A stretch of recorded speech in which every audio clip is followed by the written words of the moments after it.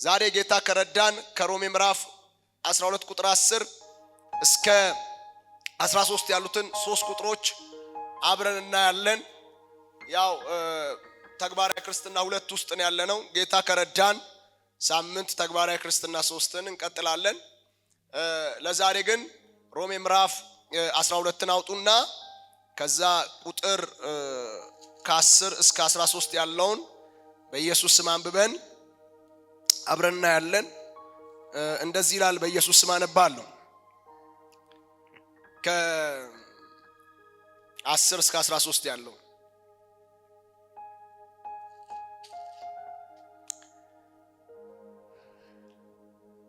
ከ9 ጀምሮ ላንብበው። ፍቅራችሁ ያለ ግብዝነት ይሁን፣ ክፉን ነገር ተጸየፉት፣ ከበጎ ነገር ጋር ተባበሩ፣ በወንድማማች መዋደድ እርስ በርሳችሁ ተዋደዱ፣ እርስ በርሳችሁ ተከባበሩ፣ ለሥራ ከመትጋት አትለገሙ፣ በመንፈስ የምትቃጠሉ ሁኑ፣ ለጌታ ተገዙ፣ በተስፋ ደስ ይበላችሁ፣ በመከራ ታገሱ፣ በጸሎት ጽኑ፣ ቅዱሳንን በሚያስፈልጓቸው እርዱ፣ እንግዶችን ለመቀበል ትጉ። ክርስትና በተግባር የሚለውን ነው እያየን ያለነው። ምጽፉ ሰዎች 5 በሉና እስከ 4 ነበር ሳምንት ያየነው። ግብዝነት የሌለበትን ፍቅር አይተናል። ግብዝነት የሌለበት ፍቅርን ስናይ ሳምንት ምን ብለናል? ክርስቶስ ያለ ቅድመ ሁኔታ እንደወደደን ያለ ቅድመ ሁኔታ እርስ በርስ ምን ማድረግ መዋደድ ብለናል። ያለ ቅድመ ሁኔታ። ለምሳሌ ሰውን ሲወድ የሆነ ቅድመ ሁኔታ አለው። ለምሳሌ አላስተዋለው ይሆናል እንጂ ለምሳሌ ሲወድ አንድን ሰው ሲወድ አብሮት የወደደው ነገር አለ። ለምሳሌ ባህሪውን ሊሆን ይችላል፣ ወይ ደግሞ ለምሳሌ የሆነ ገንዘቡን ሊሆን ይችላል፣ የሆነ ብቻ የሚለው ነገር አለ። ይሄኛው የመጽሐፍ ቅዱስ ፍቅር ግን አጋፔ የሆነው ፍቅር፣ የክርስቶስ የሆነው ፍቅር ግን ያለ ቅድመ ሁኔታ፣ ኢየሱስ ጌታ ያለ ቅድመ ሁኔታ ሰዎችን ምን ማድረግ መውደድ። ጌታ እኛን በወደደበት አይነት መውደድ፣ ሰዎችን ምን ማድረግ መውደድ። እሱ ነው ሳምንት የተወሰነ ስናይ የነበረው። ዛሬ ቁጥር 10 ላይ ያለውን ተከባበሩ ይላል አይደል? እርስ በርሳችሁ ተከባበሩ። አንዱ የምናየው ዛሬ ምንድነው? እርስ በርሳችሁ ምን በሉ ተከባበሩ። በነገራችን ላይ ተከባበሩ በተለይ የኢትዮጵያውያን አንዱ ሴት ነው አይደል? አንዱ ሴታችን ነው። ለምሳሌ ታናሽ ታላቅን እንዲያከብር፣ ልጆች ቤተሰቦቻቸውን እንዲያከብሩ፣ ምንድነው ባለስልጣናት እንዲከበሩ፣ ቸርች መሪዎች እንዲከበሩ፣ ትንሽ ለትልቁ እንዲታዘዝ፣ እንደዚህ አይነት የመከባበር እሴቶች አሉ። ልክ እንደዚያው መጽሐፍ ቅዱስም እርስ በርሳችሁ ምን በሉ ይላል? ተከባበሩ። አንዱ አንዱን ምን ይበለው? ያክብረው። እንደውም በሌላ ስፍራ እግዚአብሔር ቃል ሲናገር ምንድነው የሚለው? ከኔ ወንድሜ ይሻላል ብላችሁ በእምነት ምን በሉ ነው የሚለው? ቁጠሩ። ይሻላል ወንድሜ ከኔ ብላችሁ ቁጠሩ። አያችሁ፣ እዚህ ድረስ እንድናስብ የእግዚአብሔር ቃል ያዘናል። ተከባበሩ፣ አክብሩት። ታናሻችሁም ይሁን አክብሩት፣ ታላቃችሁም ይሁን አክብሩት። እናንተ ስታከብሩ ትከበራላችሁ። ለምሳሌ እናንተ ያልዘራችሁትን ለማጨድ መሞከር የለባችሁም። ንቀትን ከዘራችሁ ለሰዎች፣ ጥላቻን ከዘራችሁ ፍቅርን ማጨድ አትችሉም። ልክ እንደዛው ንቀትን ከዘራችሁ ደግሞ መከበርን ማጨድ አትችሉም። አክብሩ፣ አክባሪዎች ሁኑ። ሰዎችን በስብዕናቸው አክብሯቸው። ሰው ስለሆኑ አይታችሁ አክብሯቸው።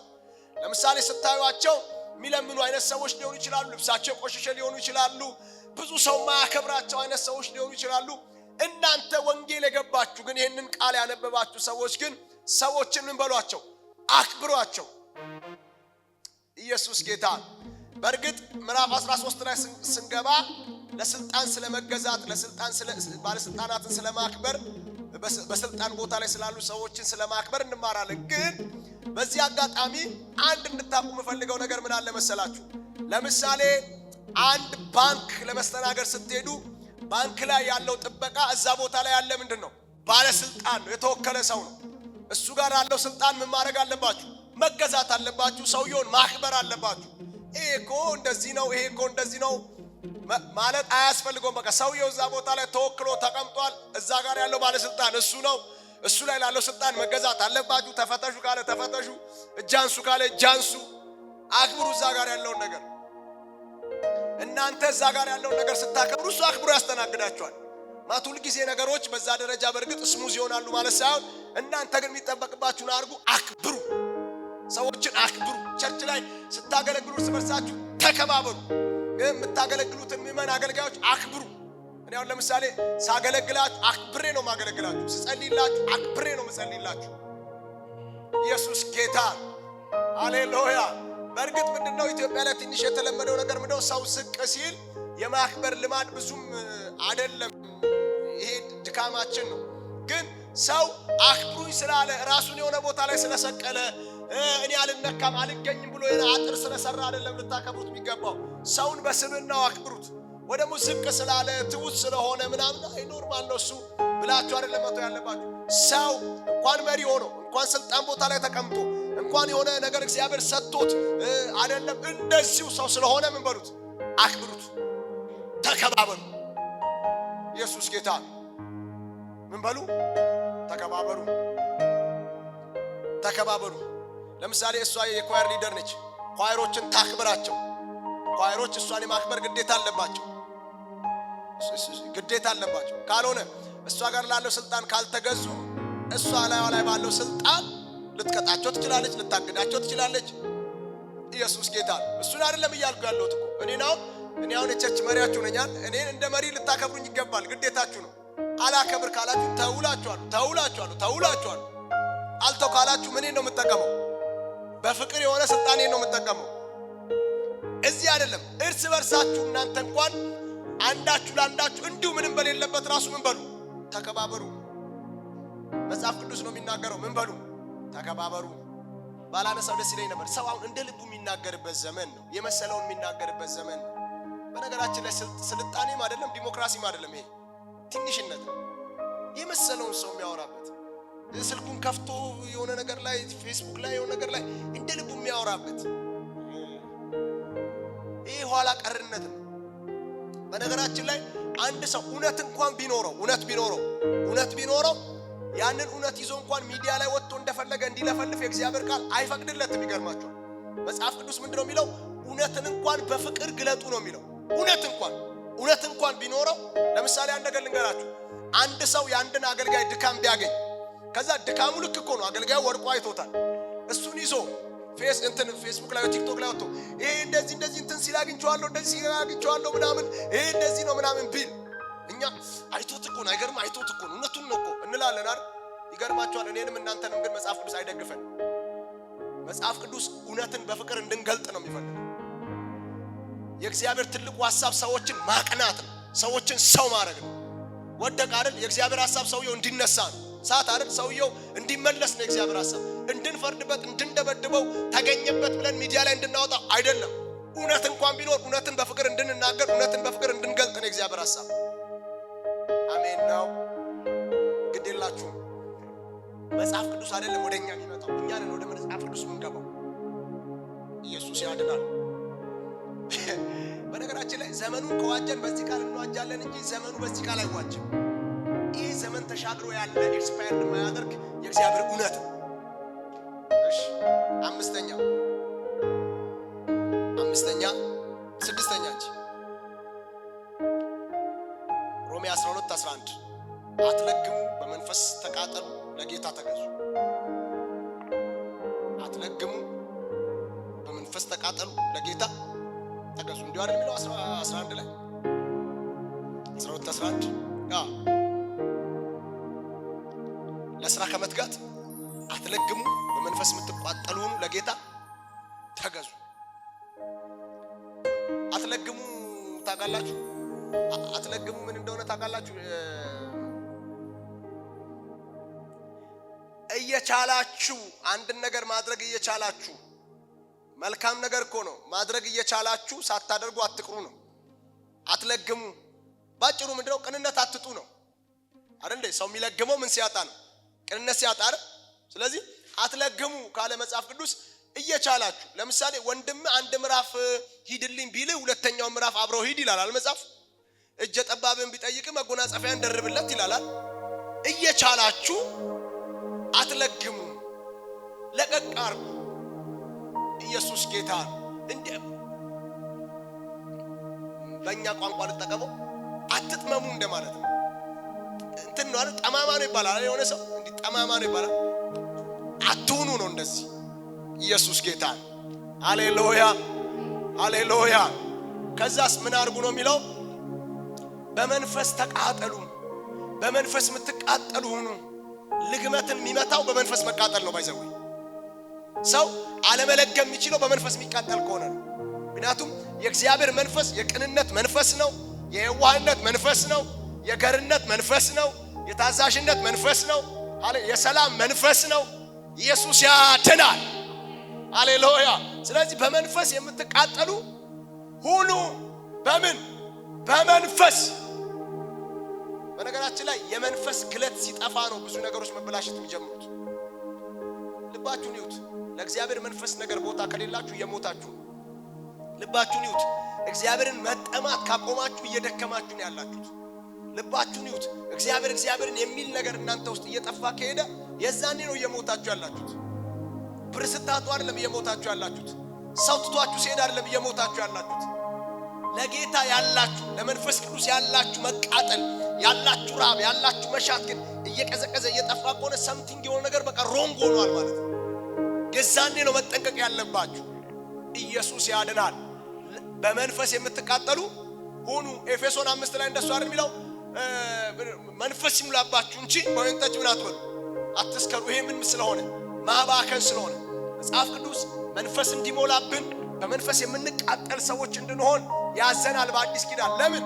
የአዲስ ኪዳንን ሕይወት መንፈስ ቅዱስ በእኛ ውስጥ ኖሮ ክርስቶስን የሚገልጠው ሕይወት ስለሆነ። ባይዘው ክርስትናን በራሳችን መኖር ከባድ ነው። ያለ መንፈስ ቅዱስ ክርስትናን መሞከር ከባድ ነው።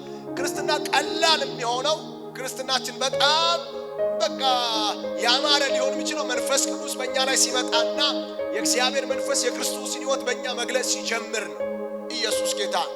በመንፈስ የምትቃጠሉ ሁኑ። ለጌታ ምን በሉ? ተገዙ። ምን በሉ? ለጌታ ተገዙ ማለት እኔ ለጌታ እገዛለሁ ብላችሁ አውሩ አውጁ ሳይሆን ለጌታ ተገዙ። ተገዙ። እንዴት እንገዛ? ጌታ ኢየሱስ አንድ ነገር አላል? ቃሌን ሰምቶ የሚያደርግና ቃሌን ሰምቶ የማያደርግ ሰው አለና ቃሌን ሰምቶ የሚያደርግ ልባም ሰው ይሄን ነው የሚመስለው አለ። ከዛስ ንፋስ ነፈሰ፣ ጎርፍም ጎረፈ፣ ቤቱን መታው፣ ነገር ግን ምን አላለም? አልወደቀም፣ አልተነቃነቀም። ቃሌን ሰምቶ የማያደርገው ግን አለ ቤቱን አሸዋ ላይ የሰራን ሰው ነው የሚመስለው አለ። ሁለቱም ቤት ነው አይደል? አለት ላይ የተሰራው ቤት ነው፣ አሸዋ ላይ የተሰራው ምንድነው? ቤት ነው። ጌታ ኢየሱስ ሁለት ቤት ነው ያነሳው። አንዱ ምን ላይ ተሰራ? አሸዋ ላይ። አንዱስ አለት ላይ። አሁን ሁለቱም ቤት ነው። ቤቶቹን ግን የለያቸው ምንድነው? ጎርፍና ንፋስ መጣ። ጎርፍ መጣና ንፋስ ነፈሰና ቤቱን መታው። ከዛስ አለት ላይ ተመሰረተው አለ አልተነቃነቀም፣ መሰረቱ አለት ስለሆነ። ከዛስ አሸዋ ላይ ተመሰረተው ግን አለ አወዳደቁ ታላቅ ሆነ አለ። ቃሌን ሰምቶ የማያደርግ ሰው የሚመስለው ቤቱን አሸዋ ላይ የሰራውን ሰውዬ ነው አለ። ቃሌን ሰምቶ የሚያደርገው ሰው ደግሞ አለ ቤቱን አለት ላይ የሰራውን ሰውዬ ነው የሚመስለው አለ። ኢየሱስ ጌታ። ሃሌሉያ። ለጌታ እንገዛለን ማለት የእግዚአብሔርን ቃል እንኖራለን ማለት ነው። ለጌታ እንገዛለን ማለት የእግዚአብሔርን ቃል በሕይወታችን እንገልጣለን ማለት ነው። ለጌታ እንገዛለን ማለት እንደ እግዚአብሔር ቃል እንመላለሳለን ማለት ነው። ለጌታ እንገዛለን ማለት ሕይወታችን ለመንፈስ ቅዱስ የተሰጠ ነው ማለት ነው። ድካም የለብንም፣ አንደክምም፣ ፐርፌክት ነን ማለት ሳይሆን እግዚአብሔርን ግን ቅድሚያ ሰጥተን እንኖራለን ማለት ነው። ሲደክመንም እየተነሳን ከጌታ ጋር እንቀጥላለን ማለት ነው። ኢየሱስ ያድናል። እሺ፣ ሰባተኛ በተስፋ ደስ ይበላችሁ፣ በመከራ ታገሱ፣ በጸሎት ጽኑ። 12 በተስፋ ምን ይበላችሁ? ደስ ይበላችሁ፣ በመከራስ ታገሱ፣ በጸሎትስ ጽኑ። እነዚህ የክርስትና እውነቶች ስለሆኑ ነው። እሺ ባይዘው ማለት ለምሳሌ አዲስ ኪዳን ላይ ምናምን ሲባል ሰው አዲስ ኪዳን እውነት ነው በክርስቶስ ስለተሰራልን ስራ ነው የሚናገረው። ግን ይሄ በክርስቶስ የተሰራልን ስራ ይሄ ሁሉ እውነት አለ። በተስፋ ደስ ይበላችሁ ክርስቲያኖች ስለሆነ በጣም ትልልቅ ተስፋ በሕይወታችን ላይ ስላለ ምን ይበላችሁ? ደስ ይበላችሁ። እግዚአብሔር የሰጠን በጣም ትልልቅ የማያረጅ የማይደክም የማይሞት ተስፋ እኛ ላይ አለ። በምን ደስ ይበላችሁ? በተስፋ። ለምሳሌ በጣም ትልቁን ተስፋ ልንገራችሁ። ጌታ ኢየሱስ ተመልሶ ይመጣል። ዋናው ተስፋችን ምንድነው? የጌታ ተመልሶ መምጣት አይደል? ዋናው ተስፋችን ምንድነው? ለዘላለም ከእግዚአብሔር ጋር መኖር አይደል? ዋናው ተስፋችን ምንድነው? የዘላለም ሕይወት ማግኘታችን አይደል? ኢየሱስ ጌታ። ዋናው ተስፋችን ምንድነው? ዛሬ በመንፈስ ቅዱስ የታተምንበት ነገ የምንኖር ሰው አገር መኖሩ አይደል? ኢየሱስ ጌታ። ይሄን ስታስቡ በተስፋ ደስ ይበላችሁ። ደስ ይበል። ተስፋ አላችሁ እናንተ። በነገራችን ላይ ሐዋርያው ጳውሎስ ምን አለ? እናንተ ሰዎች ተስፋ እንደሌላቸው ሰዎች ምን እንዳታዝኑ። ኢቭን እንኳን ምን አለ? በክርስቶስ ሆኖ ስላንቀላፉት እንኳን እንዳታዝኑ። ምን እንዳታዝኑ። እነሱ እኮ ተስፋ እንደሌላቸው አይደሉም። ነገ መለከት ሲነፋ ከጌታ ጋር የሚመጡ ናቸው፣ የሚመለሱ ናቸው። በምን ደስ ይበላችሁ? በተስፋ። ሃሌሉያ። በምን ደስ ይበላችሁ? በተስፋ። ሌላው ደግሞ በምድርም ላይ ባለ ተስፋ ራሱ ደስ ይበላችሁ። በጸሎትም በሉ ጽኑ። በጸሎትም በሉ ጽኑ። ኢየሱስ ጌታ። በጸሎትም በሉ ጽኑ። ባይዘው ጸሎት የክርስትናችን አንዱ አካል ነው። እሺ ጸሎት የሆነ ዘመን ሪቫይቫል አይደለም። ጸሎት የሆነ ወቅት እንትን አይደለም ማለት ይሄ ሙቭመንት አይደለም። ጸሎት የሆነ ዘመን እንቅስቃሴ አይደለም። ጸሎት የክርስትናችን አንዱ አካል ነው። ሁል ጊዜ የምንኖርበት ነው ጸሎት። ለምሳሌ አንዳንድ ሰው ምን ይላል? ጸለየ ምን ሆነለት ይላል። ጸለየ እኮ ምን ሆነለት አይደለም። ጸለየ እንዴ ወደ ጌታ እስኪሄድ ድረስ ይጸልያል። በቃ የህይወቱ አንዱ አካል ኢየሱስ ጌታ። ለምሳሌ እናንተ እሺ በላችሁ ምን ሆናችሁ ይባላል? ይኸው እየኖራችሁ አይደል? እንዴት አለ? በላችሁ እሺ ስለበላችሁ ይሄን ማከል አለባችሁ። እየበላችሁ እየኖራችሁ። ልክ እንደዛው ጸሎት መንፈሳዊ ምግብ። ሃሌሉያ። እንደውም እሺ አልጸለየም ምን ሆነ መባል አለበት። አልጸለየም ምን ሆነ? መንፈሱ ከዛስ መንፈሱ ሞተ። ከዛስ በምድር ላይ ያለ ተወለገ ነው። ጸሎት እኮ ባይዘው ሁሉ ጊዜ ከጌታ ጋር የምንኖርበት የህይወታችን አንዱ አካል። በነገራችን እሺ አንድ ነገር ልንገራችሁ። ጉዳይ ከሌለን አንጸልይም ማለት ነው። እሺ ለምሳሌ እሺ የብር ጉዳይ ነበረብኝ ተፈታ። የትዳር ጉዳይ ነበረብኝ ተፈታ። የልጆች ጉዳይ ነበረብኝ ተፈታ። የጤና ምናምን ጉዳይ ነበረብኝ ተፈታ። እሺ የጤናም የልጆችም የእንትንም ጉዳይ ሲፈታ በቃ እኔ አልጸልይም ጨረስኩ። እንደሱ አይደለም ወገኖቼ። ጸሎት ማለት ሁሉ የምንኖርበት። እንዴት ሰው ከእግዚአብሔር ጋር ሳያወራ ይኖራል? እንዴ ከሰው ጋር ራሱ ስታወራ እንዴ የምትሉት ምን አለ? ከእግዚአብሔር ጋር ለ30 ደቂቃ ለ1 ሰዓት ለ2 ሰዓት። በጣም እኮ ሲምፕል ነገር። ለዛም ከሚወደን ጌታ ጋር ለዛም ከፍቅር አምላክ ጋር። ጸሎት ባይዘው ንግግር ነው። እሺ መንፈሳዊ ንግግር ነው ጸሎት። ከእግዚአብሔር ጋር የምናወራው ነው። ኢየሱስ ያድናል። ስለዚህ በጸሎት ምን በሉ ጽኑ። ጌታ ኢየሱስ ስለ ጸሎት በጣም ደስ የሚል ሉቃስ 18 ላይ ምሳሌ ሰጥቶናል አይደል? አንዲት መበለት ሴት ከአመፀኛ ዳኛ ጋር ተገናኘች አለ አይደል? ሴትዮዋ ምንድነች? መበለት ነች። ባል የላትም፣ ሰው የላትም ማለት ነው። እቺ መበለት የሆነች ሴትዮ የሷ ጉዳይ የሷ ኬዝ አመፀኛ ዳኛ ጋር ገባ። ዳኛው አመፀኛ ነው። የሷን ጉዳይ ደግሞ ያዘው እሱ ነው። እና ይሄ አመፀኛ ዳኛ ደግሞ በጣም የሚገርመው አመፀኛ መሆኑ ብቻ አይደለም፣ እግዚአብሔርን አይፈራም፣ ሰውን ደግሞ አያፍርም። በጣም ከባድ ነው። እና ይሄ አመፀኛ ዳኛ እግዚአብሔርን አይፈራ፣ ሰውን አያፍር። እቺ ሴትዮ ደግሞ ጉዳዩ እሱ ጋር ነው። በቃ ዕለት እየሄደች አረ ጉዳይን ትሏለች። ነገም ትሄድና ያን ጉዳይ እንዴት አረክ፣ ከነገ ወዲያም ትሄድና ያን ጉዳይ እንዴት አረክ ትሏለች። ቀጥሎም ትሄድና ያን ጉዳይ እንዴት አረክ ትሏለች። ከዛ የአመፀኛ ዳኛ እንደዚህ አለ፣ ምንም እንኳን እግዚአብሔርን ባልፈራ ሰውንም ባላፍር እቺ ሴትዮ እየጨቀጨቀች ከምታደክመኝ ልፍረድላት አለ ይላል።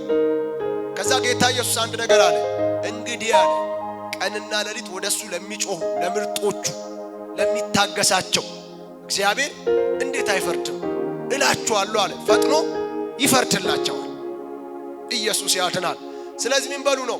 ጩሁ መልስ አለ፣ ጸልዩ መልስ አለ፣ አንኳኩ ይከፈትላችኋል፣ ፈልጉ ታገኛላችሁ። ግንስ እምንፈልገው ባይኖር ራሱን እግዚአብሔርን እንፈልገዋለን። ሲጀመር በምድር ላይ ምንም ማንፈልግ እንዴ እናንተ አንድ ሰው ነገር ልንገራ ለማምለጥ እንኳን እንጸልያለን እንጂ ከዓለም ሸክም ራሱ ከዓለም ኮተት ራሱ ለማምለጥ እንጸልያለን እንጂ ሲጀመር ኢየሱስ ጌታ ሃሌሉያ። ግን በቃ እግዚአብሔር ሁሉ ጊዜ ይጸልያል፣ ወደሱ ይፈልጋል፣ የሚፈልግ አምላክ ስለሆነ የመጨረሻ ስምንተኛው ሮሜ 12:13 ቅዱሳንን በሚያስፈልጓቸው ነገር እርዱ፣ እንግዶችን ለመቀበል ትጉ። ቅዱሳንን በሚያስፈልጓቸው ነገር እርዱ፣ እንግዶችን ለመቀበል ትጉ። እንደነገርኳችሁ ሕግ እንዳይመስላችሁ እየተማርን ያለ ነው። ተግባራዊ ክርስትና ነው እየተማርን ያለው። ሮሜ ነው፣ ዘዳግም አይደለም። ሮሜ ነው፣ አዲስ ኪዳን። ኢየሱስ ጌታ እና ምንድነው የሚለው? ቅዱሳን ምን በሉ? በሚያስፈልጋቸው ነገር እርዱ። ምን በሉ? እርዱ። ኢየሱስ ጌታ። ሰዎችን መርዳት የእግዚአብሔር ቃል ነው፣ የእግዚአብሔር ትእዛዝ ነው። እሺ እርዱ። እናንተ ጋር ባለ ነገር ሰዎች እናንተን እርዳታ ከፈለጉ እርዱ። ለምሳሌ እንደው ምንም ባይኖራችሁ በውስጣቸው ያለውን ጩኸት እንድሰሟቸው ፈልገው መጥተው ሲያማክሯቸው ስሟቸው። እናንተ ጋር ቁጭ ብለው አውርተው ያልቅሱ፣ ይቅለላቸው፣ ነፃ ይውጡ፣ ስሟቸው፣ በዚህ እርዷቸው። ገንዘብ ካላችሁና የገንዘብ እርዳታ ከሆነ ሰዎች የሚያስፈልጓቸው በገንዘብ እርዷቸው። መጽሐፍ ቅዱስ እርዱ ይላል። በሚያስፈልጋቸው ነገር ምን በሉ? እርዱ። ጸሎት የሚያስፈልጋቸውን በጸሎት እርዱ። ወንድምነት የሚያስፈልጋቸውን ወንድም ሆናችሁ እርዱ። እህትነት የሚያስፈልጋ እህት ሆናችሁ እርዱ። ሰው በሚያስፈልጋቸው ቦታ ላይ ሰው ሆናችሁ እርዱ። እርዱ ሰዎችን። እንዴ ክርስትና የተግባር ነው። እናንተ ሰዎች ግር ብለን የምንሄድበት አይደለም። ኢየሱስ ጌታ ሃሌሉያ። እኔ አንድ ነገር ልንገራችሁ። አንድ ሰው በቃ ጤነኛ ከሆነ ምንም ችግር የለብኝም እንዴ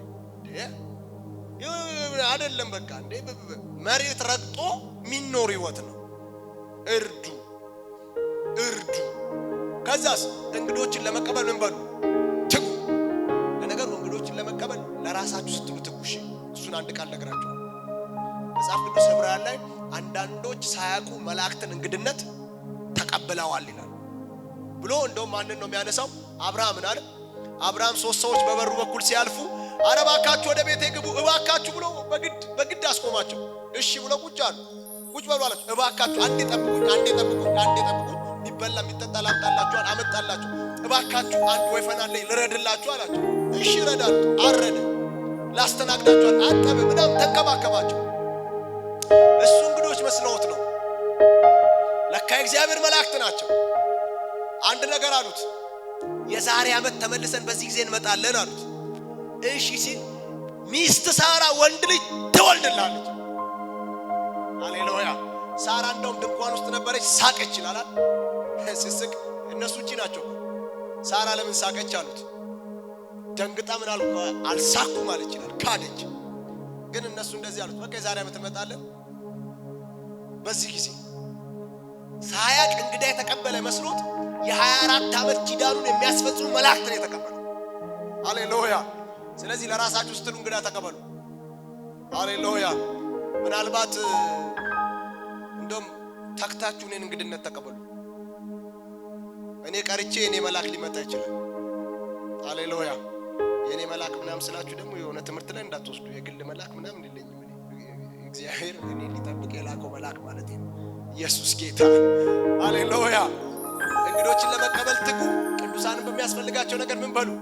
እርዱ። የሆነ ሰሞን አንድ ፋሽን መጥቶ ነበር። መልአኬ ላኩ፣ መልአኬ በዚህ መጣ በዚህ ወረደ የሚል የጨለማ ትምህርት ማለት ነው። አጋንንታው ኢየሱስ ጌታ። እኛ ምንልከው ውጣ ምንለው ግባ ምንለው መልአክ የለም። እግዚአብሔር ግን ይጠብቁን ዘንድ የሚያስልን መልአክ ነው። አሜን ነው። ለምን? እግዚአብሔርን በሚፈሩ ሰዎች ዙሪያ እግዚአብሔር መላእክቶች ምን ይላሉ? ይሰፍራሉ፣ ያድኗቸዋል። እሺ እግዚአብሔር ይጠብቁን ዘንድ መላእክቶች ስለኛ ያዛል እንጂ እኛ መልአክ የላኩ ስቶቭ አጠፋ ምናምን ጆሮ ግን ራሱ አለማጥፋቱ መልአክ ያን ፈርቶ ነው ዝም ብሎ የሰማው ይሄን። ኢየሱስ ጌታ። እንዴ እናንተ ሰዎች ትቀልዳላችሁ እንዴ? ዘካርያስ ጋር እኮ መልአኩ ገብርኤል መልእክት ሊናገር መጥቶ ሚስት ትወልዳለች። ይሄ እንዴት ሊሆን እንዴት አልክ ምናምን ዘግቶት ነው ዲድ አድርጎት ነው።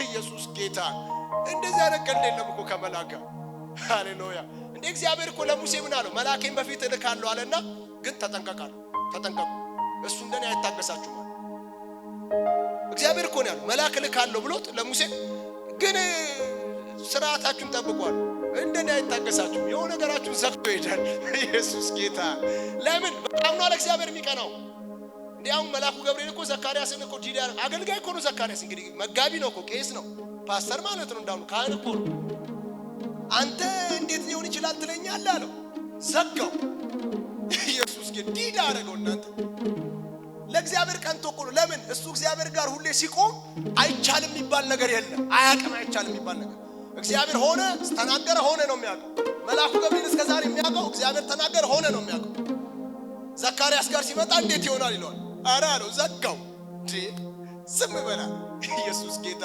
እና እንዳትቀልዱ እንደዚህ አይነት ቀልድ የለም ክርስትና እውነት ነው ህይወት ነው አንድ ነገር ልንገራችሁ ይኸው ሲደክመን ደከመኝ ነው የሚባለው እሺ ስናጠፋ አጠፋው ነው የሚባለው አባት ነው እንጂ ጥቅስ ጠቃቅሰን ምናምን የሆነ ነገር አንገባ ኢየሱስ ያድናል ስለዚህ አሜን በሉት ስለዚህ ተግባራዊ ክርስትና ነው የተማርን ያለው ተግባራዊ ክርስትና እንቀጥለዋል አሜን ነው